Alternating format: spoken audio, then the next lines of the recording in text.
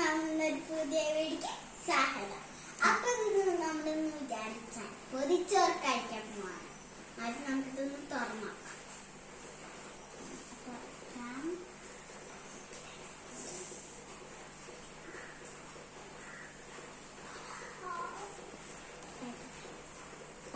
നമുക്ക് കൊള്ളിപ്പേരുണ്ട്, ബുൾസൈ ഉണ്ട്, പരിമീൻ ഉണ്ട്, തേങ്ങ ചമ്മന്തി ഉണ്ട്. അപ്പൊ നമുക്ക് ഇതൊന്നും കൂട്ടിയിട്ട് കഴിക്കാം. ഓക്കെ,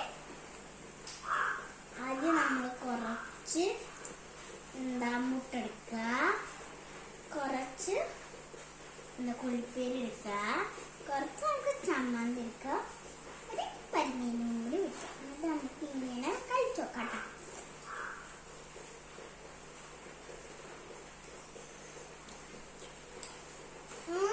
അടിപൊളി, മസ്റ്റായിട്ട് ട്രൈ ചെയ്യണം കേട്ടോ. വീട്ടിൽ തന്നെ ഉണ്ടാക്കാം.